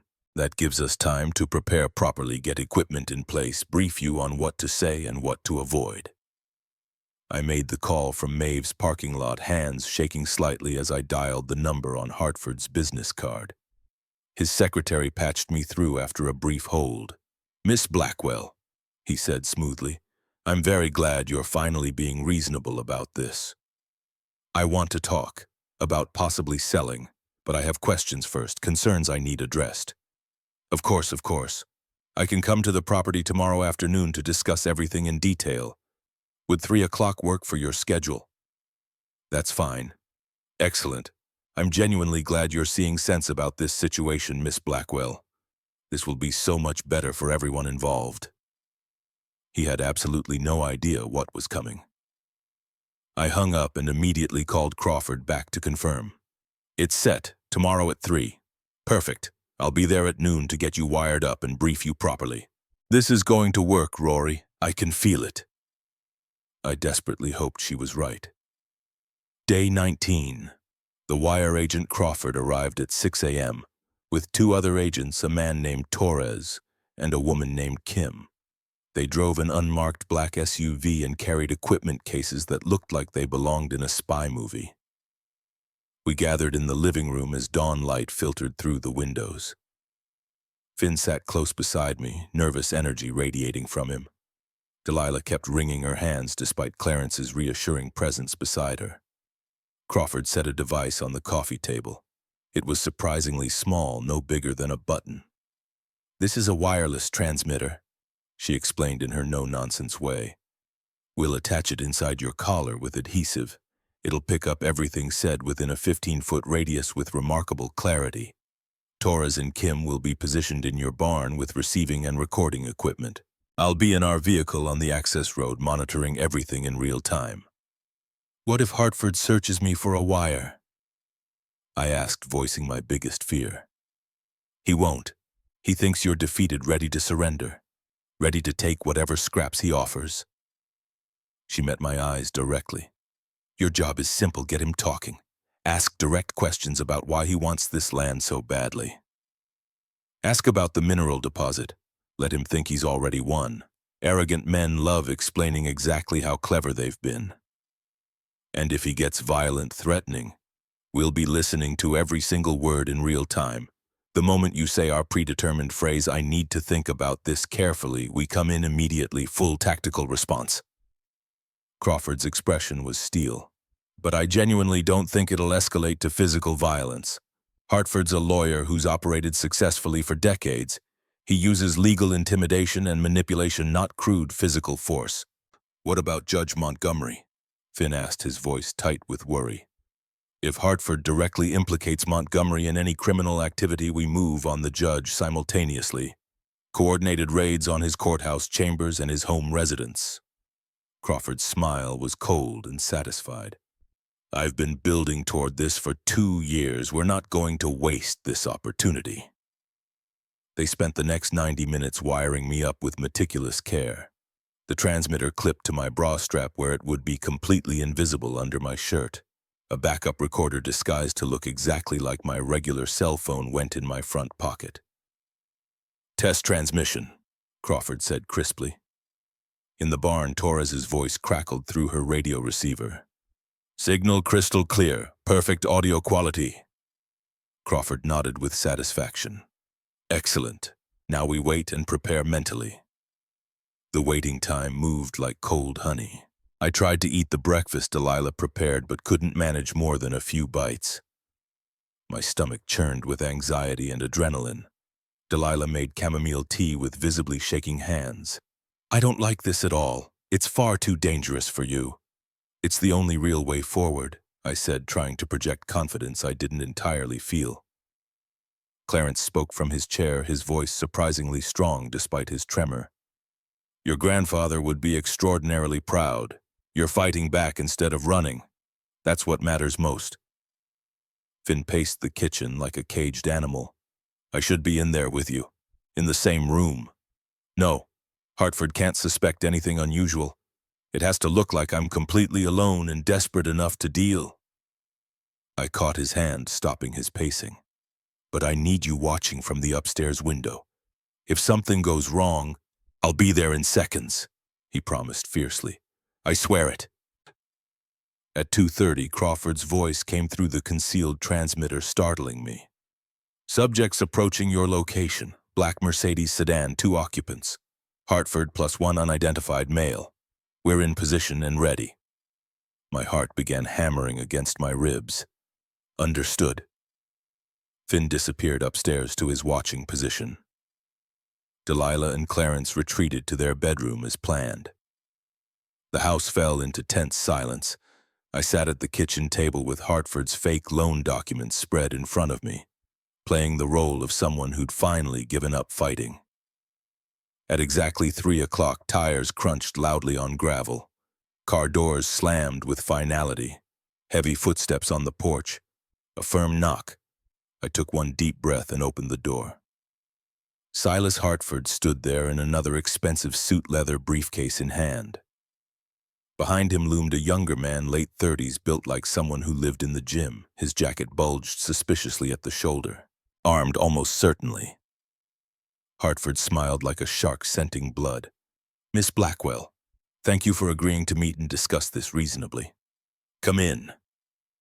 They entered my home like they already owned it. The bodyguard's eyes swept the room with professional efficiency, cataloging exits and potential threats. He positioned himself strategically by the door, blocking the easiest escape route. Hartford sat at the table without being invited, opening his briefcase with practiced casual ease. "I'm genuinely glad you've reconsidered your initial stubbornness," he said smoothly. "Stubbornness rarely pays dividends, especially for young people without resources or experience." I sat across from him, working to keep my voice steady and defeated sounding. "I have questions first about this land, about why you want it so desperately." "Of course, ask whatever you need. Why do you want it so badly? It's just an old farm in the middle of nowhere. What's it really worth to you and your clients?" Hartford's smile didn't waver, but something calculated flickered behind his eyes. "My clients are interested in agricultural development opportunities. They believe this property has significant potential for organic farming initiatives and sustainable agriculture." "That's complete bullshit, and we both know it." His smile thinned dangerously. "I beg your pardon. I found my grandfather's geological surveys. I know exactly what's buried under this land. Rare earth minerals worth millions. This has nothing to do with farming. Silence stretched between us like a wire pulled taut. Then Hartford actually laughed, a genuine sound of surprise and grudging respect. You've been doing your homework. I'm genuinely impressed by your initiative. So just admit it plainly. This isn't about agriculture, it's about mining rights worth a fortune. He leaned back, steepling his fingers thoughtfully. Very well, since you've figured it out already. Yes, this property contains substantial deposits of neodymium and dysprosium. Both are essential rare earth elements for modern electronics, electric vehicle batteries, renewable energy technology. The current market value of the extractable minerals is conservatively estimated at $2.3 million. My hands clenched into fists under the table. And you were going to pay me less than $200,000 for all of it. Business is business, Miss Blackwell. You had no leverage in this negotiation, no knowledge of the land's true value. I offered what the situation reasonably warranted, given your ignorance. By forging loan documents, by creating fake debt. Those documents are perfectly legitimate and legal. They're fabricated lies. My grandfather never borrowed a single penny from anyone, ever. Hartford's expression hardened into something colder. Prove it definitively in court. I will. I'll take everything to the FBI. Let them investigate thoroughly. The FBI has no jurisdiction whatsoever over civil loan disputes between private parties. Maybe not over loans, but they definitely have jurisdiction over judicial corruption, over illegally sealed court records, over murder. The word hung in the air between us like gun smoke. The bodyguard straightened alertly. Hartford went completely still, his mask slipping slightly. That's quite a dramatic accusation, Hartford said softly, dangerously. My mother, Vivian Blackwell. She died in October 2005. Single car accident, authorities claimed. Convenient brake failure. I leaned forward, letting my anger show. But she'd just discovered the mineral survey results. She knew what this land was worth. She knew about your company buying up surrounding properties. And 3 weeks after she threatened to report everything, she was dead at the bottom of a ravine. Tragic coincidences occur in life. Do they? Because my grandfather spent 19 years trying to find me and my brother. And someone with serious authority sealed our foster care records completely. Someone who didn't want Nathaniel to locate his heirs. Someone who wanted this land to eventually go unclaimed so your company could purchase it cheaply from the state. Hartford's face could have been carved from granite. You're inventing elaborate conspiracy theories to avoid facing simple reality. Your grandfather was paranoid and obsessed. He saw sinister plots where none existed. Then explain the letters. 263 letters he sent to Riverside Home over 19 years. Every single one returned marked address unknown. But I lived at that exact address for 15 straight years. Something shifted behind Hartford's eyes. Surprise, fear, uncertainty. How would I possibly know anything about postal delivery issues? Because you needed us to stay lost forever. You needed Nathaniel to die without ever finding us. So the land would escheat to the state and Blackstone Mining could buy it for pennies. My voice shook with barely controlled fury. You and Judge Montgomery conspired to keep us hidden, to make absolutely certain those letters never reached us, to make sure my grandfather died alone, still desperately searching. Prove any of it, Hartford said again, but his voice was tighter now, more defensive. I have private investigator reports spanning 18 years, surveillance photographs of you meeting repeatedly with Montgomery, geological surveys my mother accessed just before she died, a complete paper trail connecting you to Blackstone Mining, to systematic land purchases, to bribes and intimidation throughout this region. Hartford stood abruptly, grabbing his briefcase. This conversation is finished. Why? Because I'm right. Because you know exactly what you did. He moved toward the door. You have 23 days to pay the loan in full or vacate this property. If you continue making baseless, defamatory accusations, I'll add a defamation lawsuit to the foreclosure proceedings. You killed my mother. I stood too shaking with rage I no longer tried to hide. You stole 19 years from my grandfather. You kept me and my brother in the foster system alone and unwanted, thinking nobody cared about us. All for money. All for fucking minerals buried in the ground. The bodyguard moved toward me threateningly. Hartford raised one hand, stopping him. Miss Blackwell, Hartford said with icy coldness, you're young, emotional, grieving losses you don't fully understand. I can appreciate that. But you're dangerously out of your depth here. Take my offer while it still stands. Because if you force this to foreclosure proceedings, you'll receive absolutely nothing. And tragic accidents happen constantly on isolated farms, to inexperienced people who don't know what they're doing, to elderly people with serious medical conditions who might not receive proper care in time. That's a direct threat. It's practical advice based on statistical reality. Your grandfather ignored good advice. Look where it got him, dead and alone. Hartford moved to the door, his bodyguard following. 23 days, Miss Blackwell. Then you lose everything that matters. He left the door closing with terrible finality. I stood frozen until I heard the Mercedes engine start and fade away down the gravel drive. Then my legs simply gave out. Finn thundered down the stairs and caught me before I hit the floor. Rory, are you okay? Did you hear everything? Every word of it? Crawford's voice crackled through the transmitter, sharp with triumph. Outstanding work, Rory. Absolutely outstanding. We recorded everything. The mineral admission, the implicit threats, more than enough for warrants. She burst through the door seconds later, Torres and Kim right behind her, all of them moving with urgent purpose.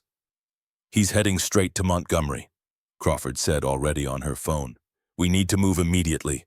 Torres, call Billings. I want tactical teams mobilized within the hour. Simultaneous warrant execution for Hartford, Montgomery, and Blackstone Mining's regional headquarters. Torres stepped outside, phone already at his ear. Speaking in rapid tactical shorthand, Crawford turned to me. Her expression fierce and satisfied. You did brilliantly, really brilliantly. That confession about the minerals, about wanting the land to go unclaimed, that's conspiracy to commit fraud at absolute minimum. Combined with everything else, we can break this wide open. What about my mother? My voice cracked despite my best efforts. What about proving they murdered her, one step at a time? We arrest Hartford and Montgomery, we can leverage them against each other. Someone will eventually flip to save themselves. Someone always does. Someone knows what really happened in October 2005. Kim brought me water in a chipped mug. I drank it, hands still shaking uncontrollably with adrenaline crash. Delilah and Clarence emerged cautiously from their room. Delilah immediately pulled me into a tight maternal hug. You were so incredibly brave.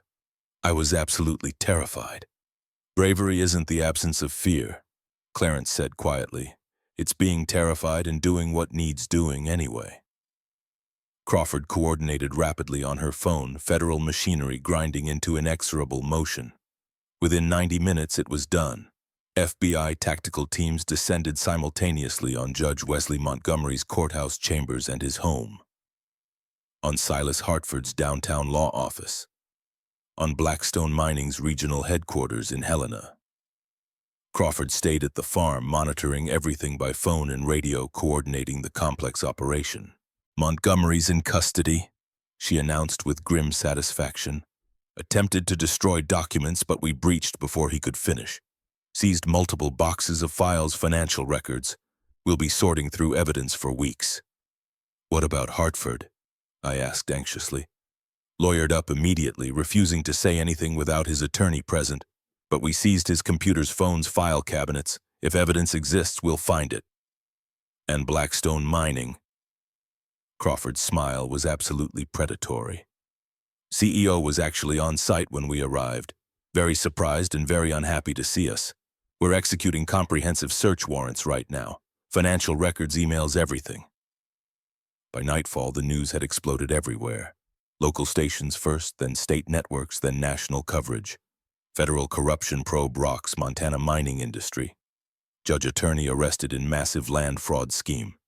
23-year-old orphan exposes multi-million-dollar conspiracy. Tsk. My phone wouldn't stop ringing. Reporters, news producers, people I'd never heard of desperately wanting interviews and exclusive stories. I turned it off completely. We sat around the kitchen table that evening. Me, Finn, Delilah, Clarence, plus Maeve and Callum, who'd driven over immediately when they heard the news. Real family. Chosen family forged in crisis. "What happens now?" Finn asked into the comfortable silence. Crawford had left an agent outside for overnight security. She'd promised to call with updates as the investigation progressed. "Now we wait," I said, "and we hope someone decides to talk to save themselves." Day 21. The Confession. Someone talked. Judge Wesley Montgomery, facing federal conspiracy charges, potential disbarment, and 20-plus years in prison, decided saving himself mattered more than loyalty to Hartford. Crawford called me at 7 in the morning, her voice vibrating with suppressed excitement. "Montgomery's cooperating fully. Complete confession. You need to hear this immediately." She arrived within the hour, carrying a typed transcript still warm from the printer. We gathered in the living room, everyone who'd been part of this fight from the beginning. Crawford read aloud in her clear professional voice, and with each word my world shifted. In 2005, Vivian Blackwell accessed county land records during her employment as a clerk in Portland. She discovered geological survey data indicating substantial rare earth mineral deposits on property owned by her estranged father, Nathaniel Blackwell, in Millbrook Creek, Montana. My chest tightened painfully. She contacted Nathaniel to warn him that Blackstone Mining had been systematically purchasing surrounding properties through shell corporations. Nathaniel refused to sell under any circumstances. Vivian told him she'd personally witnessed suspicious activity in county records surveys, being altered property assessments manipulated to benefit Blackstone. She planned to report everything to state authorities and potentially federal regulators. Crawford paused, making sure I was handling this. Vivian drove to Montana on October 14, 2005 to meet with Nathaniel and discuss her findings in detail. Silas Hartford, general counsel for Blackstone Mining, learned of her intentions through paid contacts in the Portland County Clerk's office. He informed me that Vivian posed a direct threat to Blackstone's acquisition plans for the region. The room was absolutely silent except for Crawford's voice. Hartford arranged for a mechanic with criminal connections to Blackstone to tamper with Vivian's vehicle brake line at a rest stop on Route 287. The mechanic cut the line partially enough to fail under stress, but not immediately obvious. The brakes failed completely on a sharp mountain curve. Vivian's car left the road at high speed. She died on impact. She was 23 years old. Tears streamed down my face. Finn's hand found mine, gripping desperately tight. I classified the death as accidental in my capacity as county judge. I personally ensured the investigation was cursory and brief. The mechanic disappeared immediately after I believe Hartford arranged his relocation and substantial payment. But I have no direct knowledge of the specifics. Crawford's voice remained flat and professional, but I could hear the anger underneath. After Vivian's death, Nathaniel Blackwell became deeply suspicious. He hired private investigators repeatedly to prevent him from discovering our conspiracy and to eventually acquire the property through escort when he died without locating heirs. I used my judicial authority to seal the foster care records of Vivian's children, Aurora and Finn Blackwell. I classified the records as confidential under false pretenses, claiming child welfare concerns. This action prevented Nathaniel from locating his grandchildren through any legal channels. I couldn't breathe properly, couldn't process the enormity of what had been stolen from us. For 19 years, I maintained that seal despite Nathaniel's repeated legal challenges. I dismissed every motion, every appeal. When Nathaniel died in 2024, Hartford believed the property would automatically escheat to state control, allowing Blackstone to purchase it cheaply. However, Nathaniel's attorney had located Aurora and Finn through private channels shortly before his death, complicating our plans significantly. Crawford stopped reading, looked directly at me with something like sympathy. "There's more," About the letters specifically. I nodded, unable to speak around the grief choking me. Nathaniel Blackwell sent approximately 263 letters over 19 years to Riverside Home, addressed to his grandchildren. Hartford, through corrupt contacts in postal administration, arranged for those letters to be systematically returned as undeliverable despite the completely correct address. This was done deliberately to demoralize Nathaniel and prevent the children from learning of his attempts to contact them. The sheer cruelty of it shattered something fundamental inside me. All those years, all those letters, someone had physically intercepted each one and maliciously sent it back. Someone had looked at an old man's desperate love and decided to weaponize it. Hartford and I conspired to forge loan documents purporting to show Nathaniel Blackwell had borrowed against the property.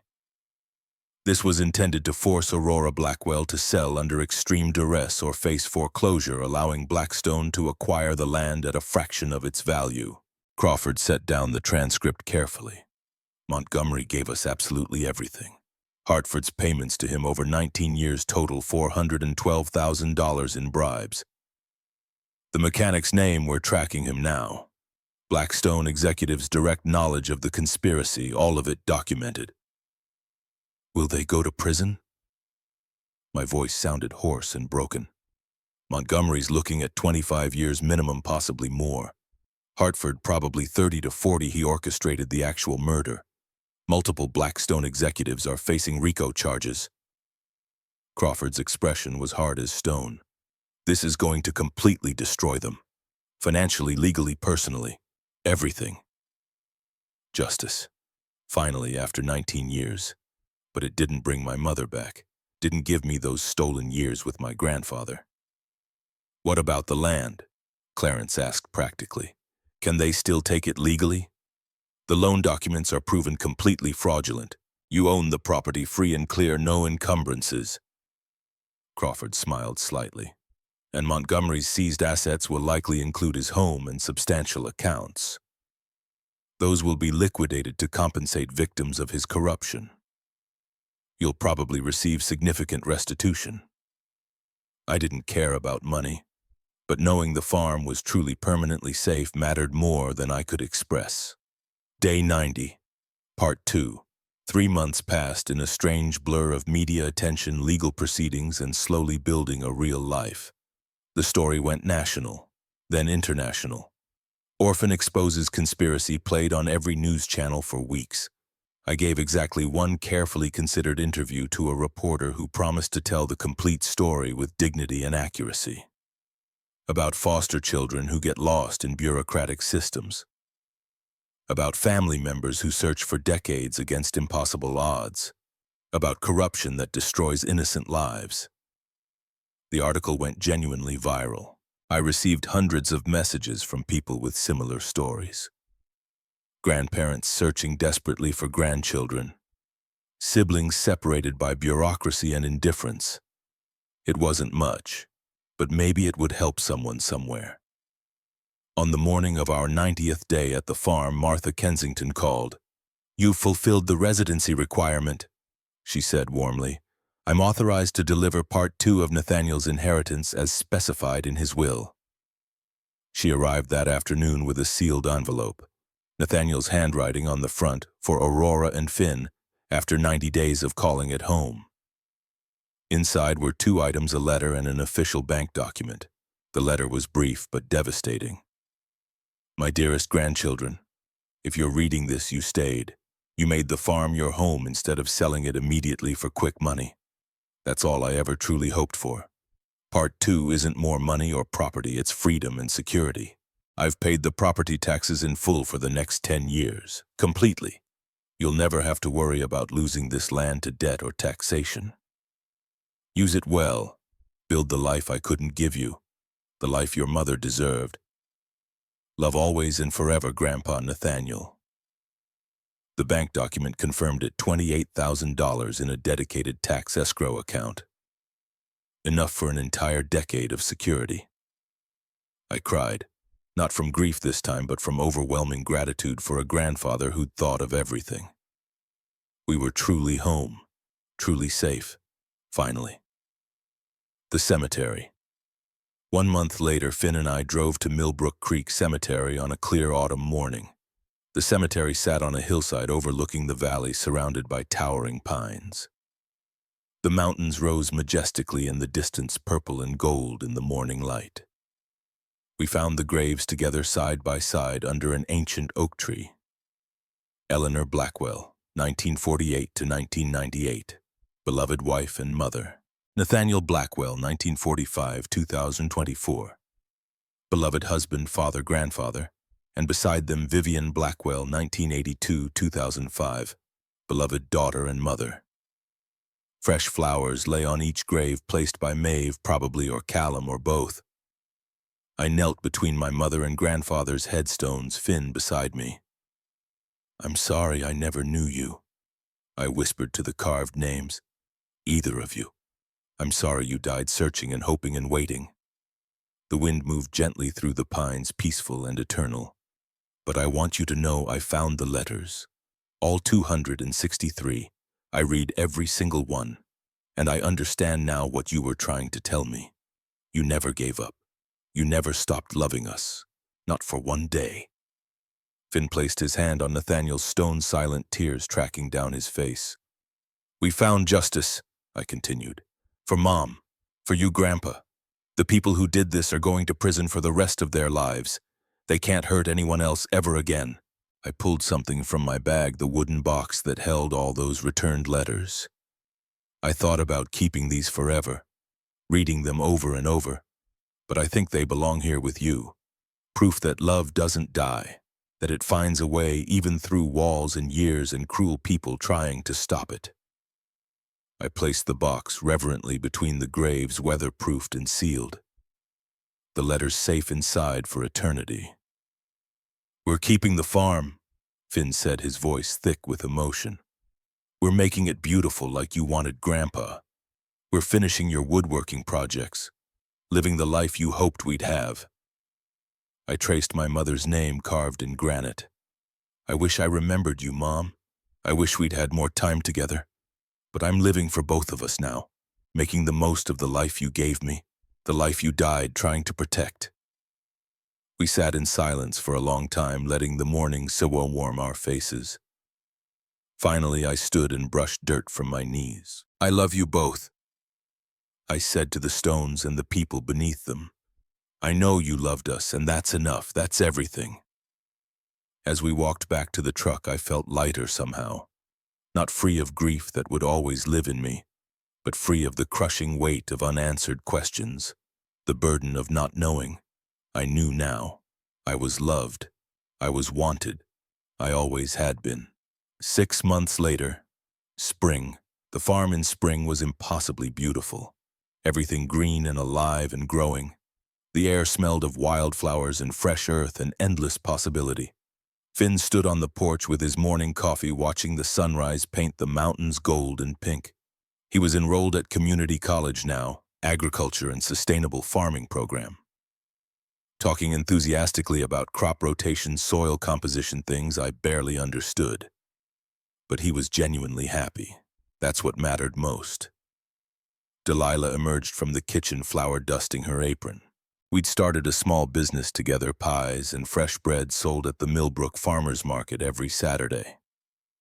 Nothing huge or ambitious, but enough to help with expenses and give us both purpose. Clarence sat in his beloved rocking chair, the first piece we'd completed together from Nathaniel's plans, on the sunny porch. His tremor was worse, some days better others. But he was content, safe, home. He'd taught me everything he knew about woodworking. Now I was teaching others.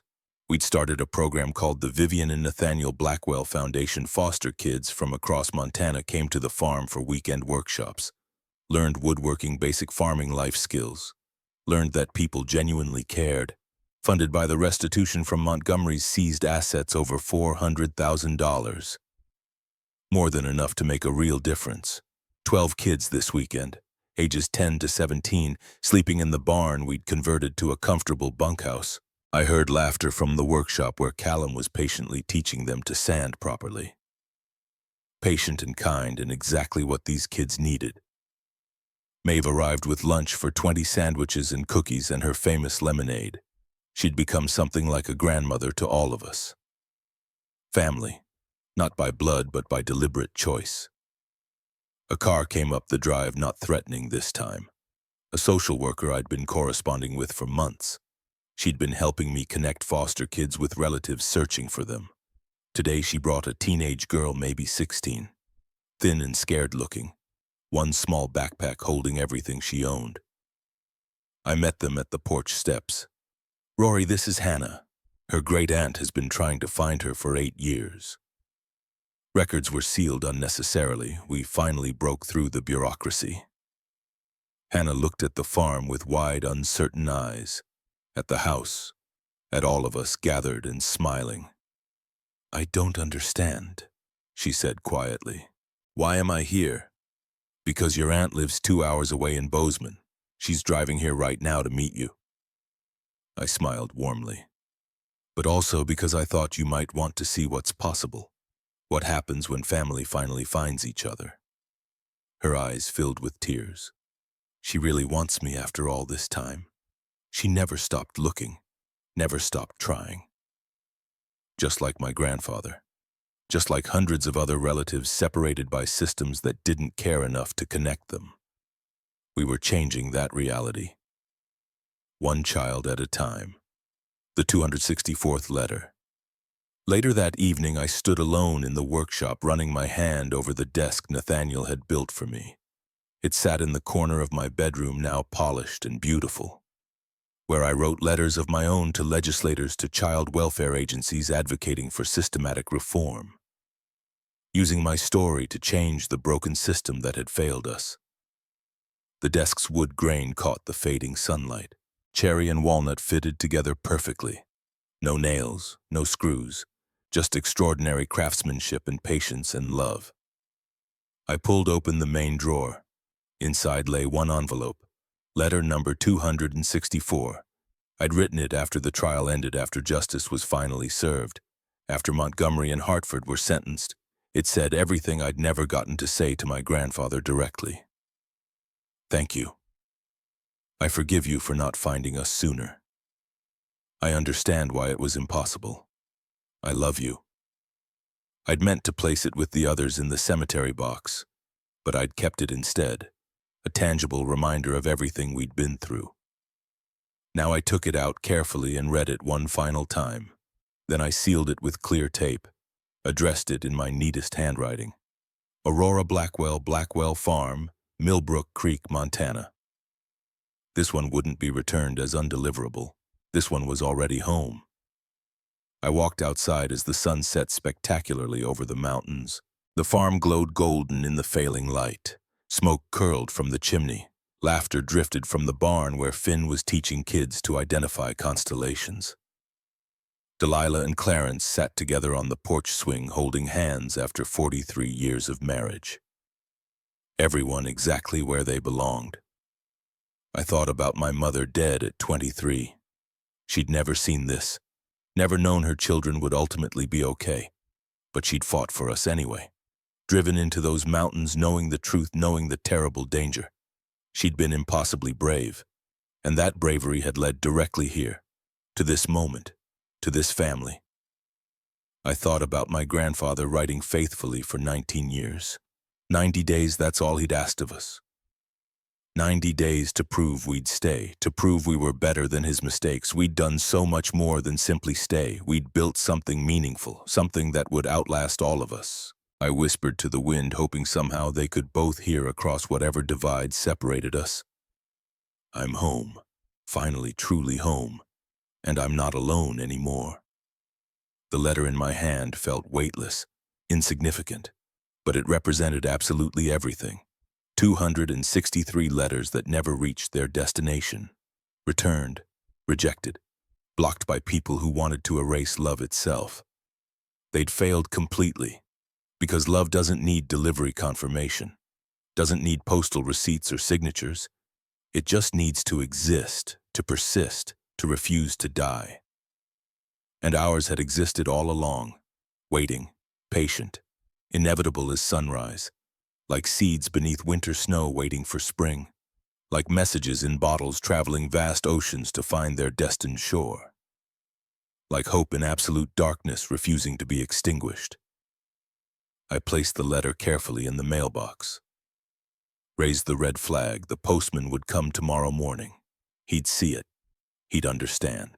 This story had an ending and a beginning, and somewhere between those 2 points we'd found what everyone searches for their entire lives. We'd found home.